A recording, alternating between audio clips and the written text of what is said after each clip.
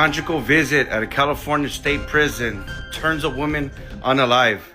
I guess the husband strangled her to you know what, until she couldn't breathe anymore. We've been following this story for several months, waiting to hear from the coroner, all after learning 62-year-old Stephanie Dowles from the Los Angeles area died at Mule Creek State Prison in Ione on November 13th at about 2 in the morning. Her family tells us she was visiting her husband, 54-year-old David Brinson.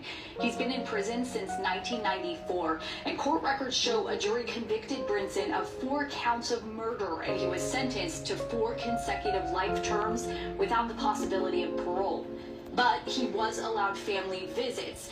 The CDCR website tells us those happen in private apartment-like facilities on prison grounds and can last about 30 to 40 hours. Damn. Women, prison wives, do you think that messes up for everybody trying to get a conjugal visit nowadays? Rest in peace to that poor lady, though. Yo, what's up, man? Buenos dias. Big saludos y respetos, full blast to all my people out there. Greetings as well to my non-speaking Spanish people.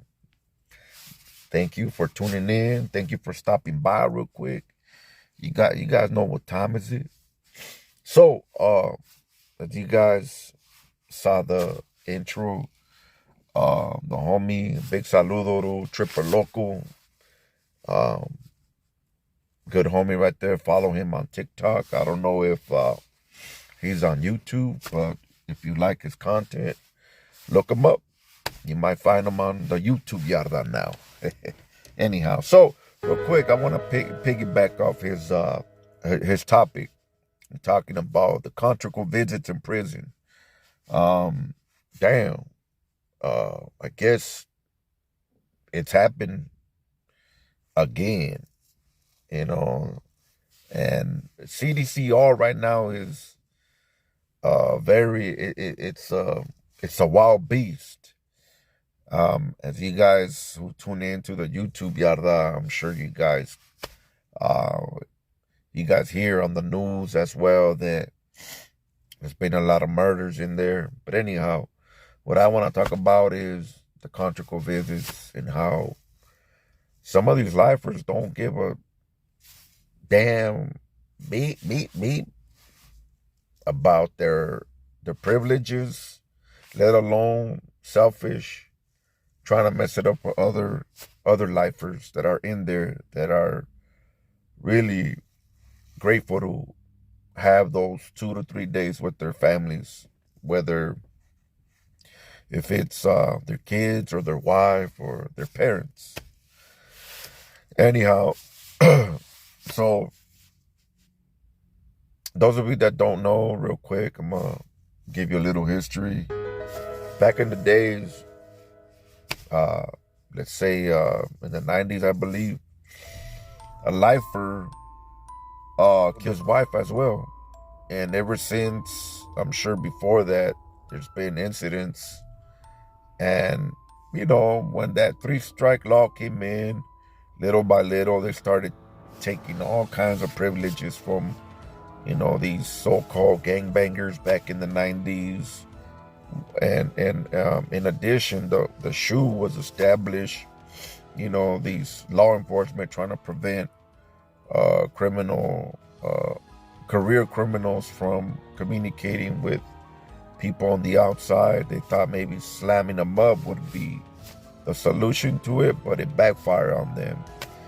Anyhow, going to the, excuse me, my voice be getting messed up every now and then.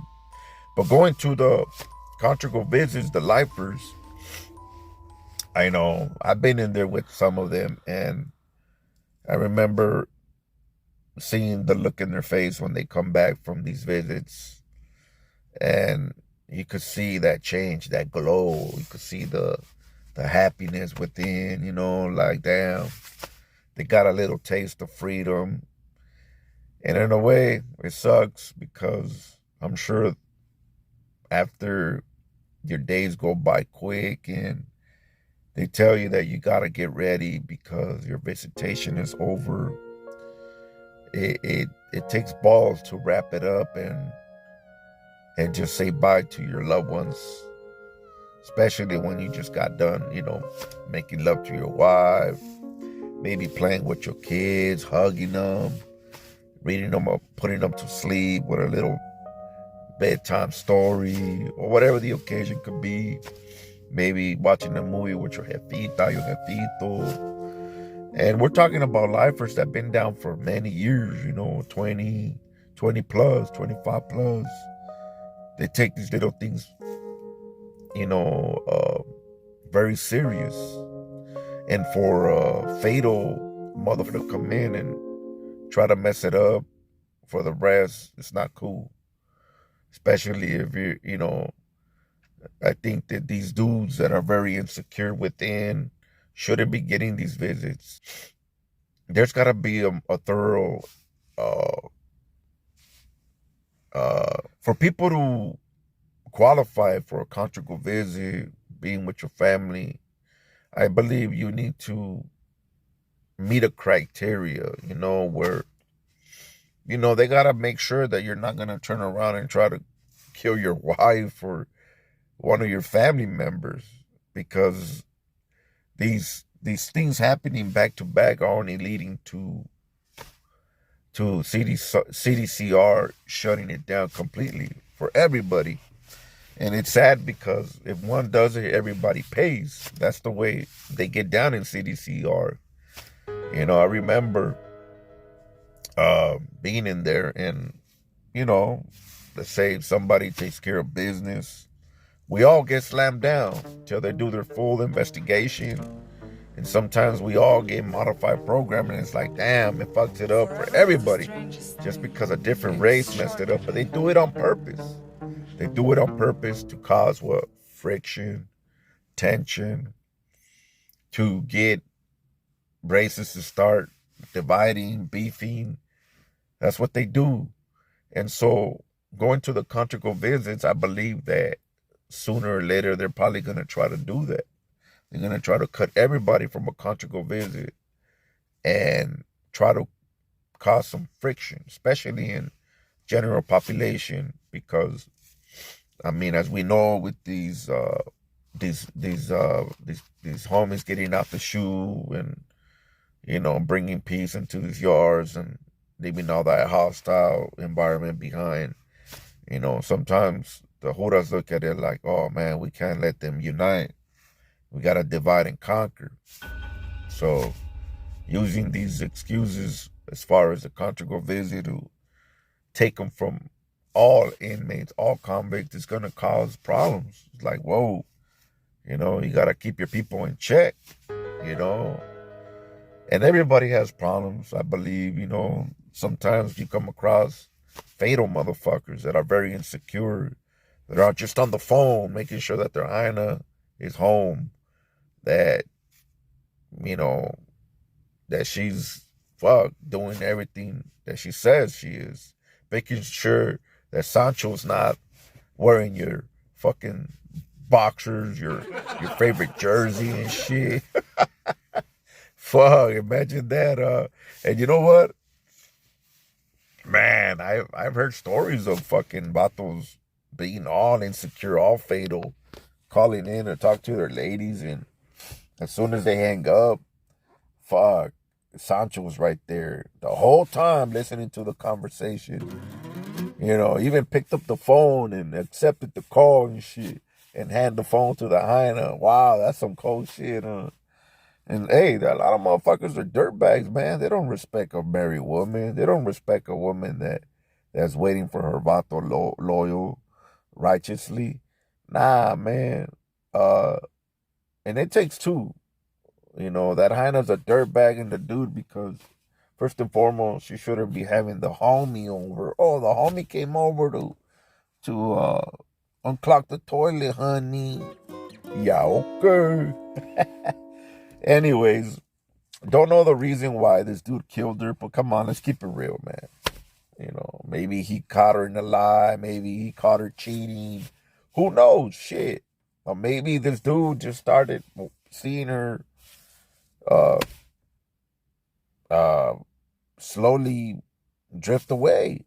Maybe she stopped sending them money. Maybe, I mean, who knows the reason? But still, it does not give you the okay to take her life. You know, now let's say she had kids, they don't have a mom.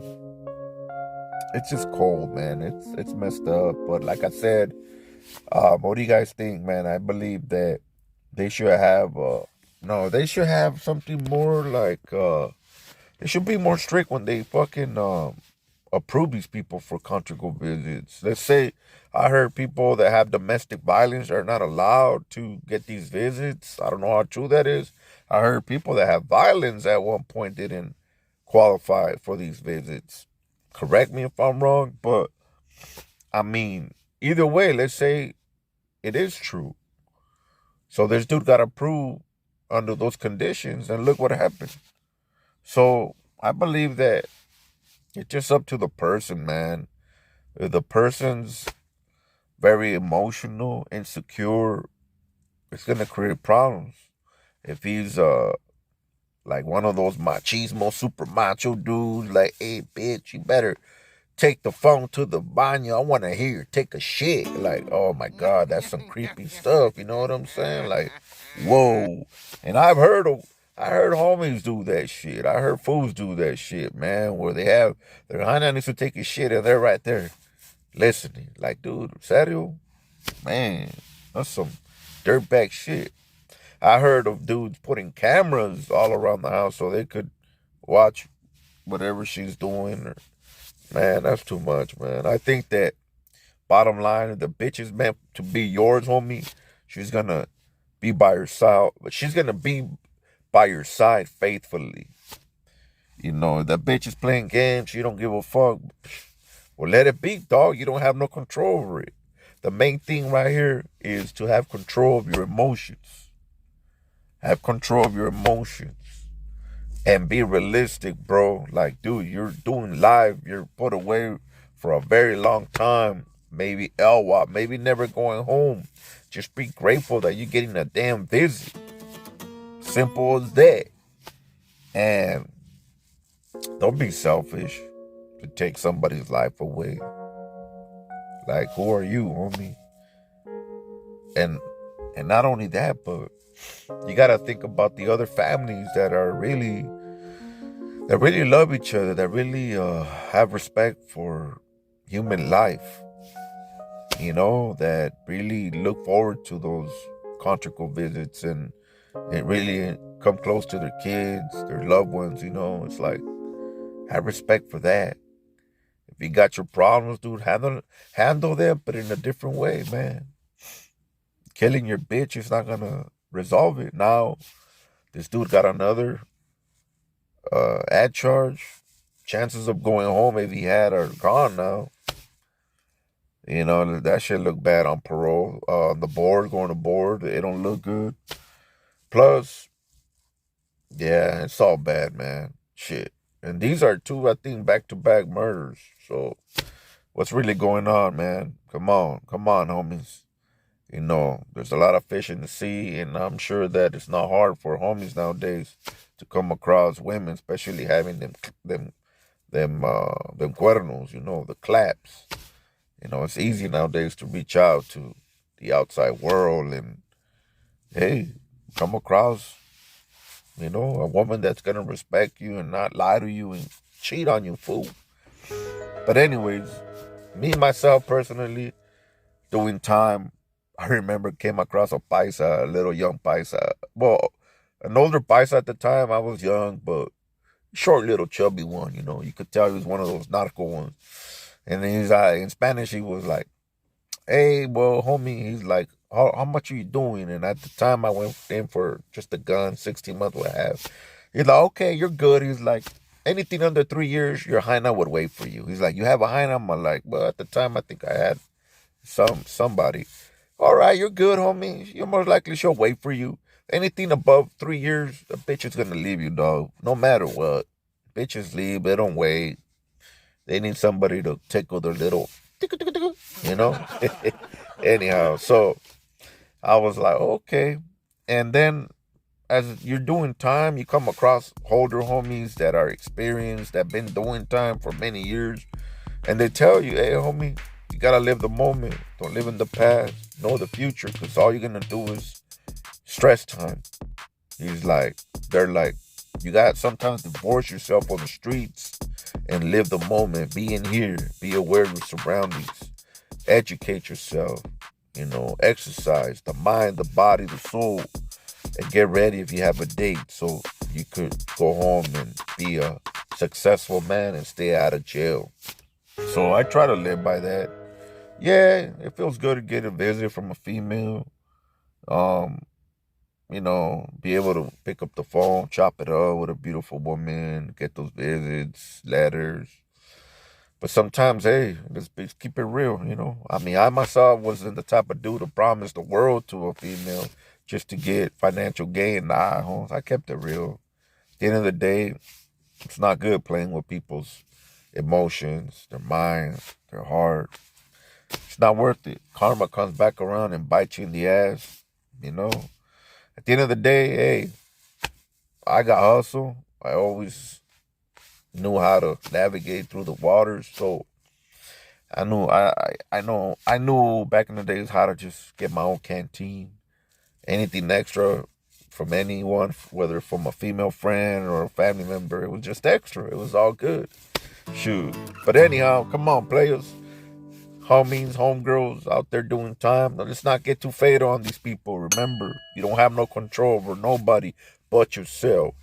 So let's rise up, level up, and wise up, my G's. My name is Manny, and I'm the Jaguar Man. Mucho gusto, al rato. Yeah. What's up, homie? You active?